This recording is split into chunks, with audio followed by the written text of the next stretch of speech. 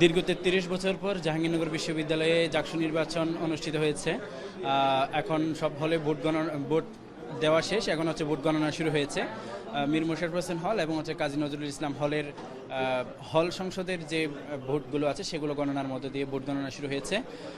আমরা সিনেট ভবনের বাইরে অবস্থান করছি, কিন্তু সকাল থেকেই আমরা লক্ষ্য করেছি স্টুডেন্টরা খুবই উৎসাহ উদ্দীপনার সাথে ভোট দিতে গিয়েছেন এবং হচ্ছে ভোটে অংশগ্রহণ করেছেন।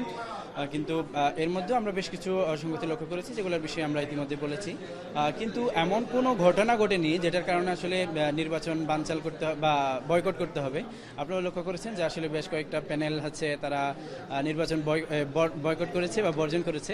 তারা আসলে হেরে যাওয়ার যে পরিস্থিতি সেটা বুঝতে পেরেই আসলে তারা বয়কট করেছে, কারণ তারা স্টুডেন্টরা তাদের উপর কোনো আস্থা রাখেনি এবং হচ্ছে সেই ভয় থেকে তারা বুঝে গিয়েছিল যে আসলে তারা হেরে যাচ্ছে। সেই হেরে যাওয়ার কারণে তারা হেরে যাওয়ার সেই ভয় থেকে তারা আগেভাগে বয়কট করেছে বলে মনে করি। জি জি জি।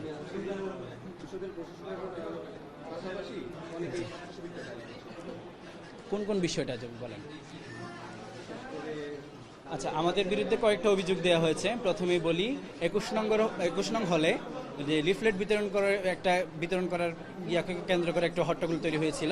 এখানে বলে রাখি, বিশ্ববিদ্যালয় যে প্রভোস্ট আছে, প্রভোস্টের অনুমতি নেওয়া হয়েছে।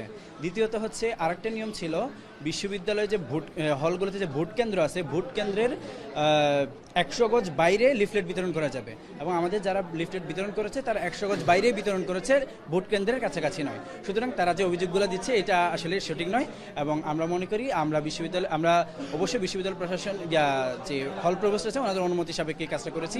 আমাদের বিরুদ্ধে যারা কথা বলছেন, অভিযোগ তুলছেন, তারা আসলে মিথ্যা প্রোপাগান্ডা ছড়াচ্ছেন।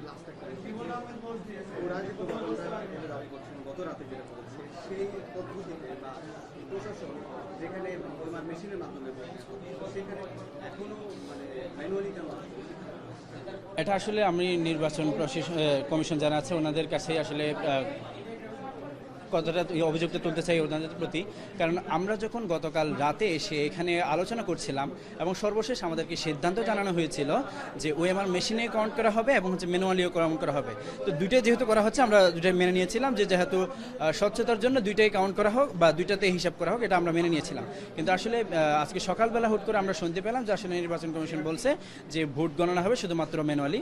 এটাতে আমরা আসলে যদিও আছে, কিন্তু কথা হচ্ছে আমরা চেয়েছিলাম যে যদি ওএমআর মেশিনে কাউন্ট করা হতো তাহলে আমরা দ্রুত রেজাল্ট পেতাম আর কি।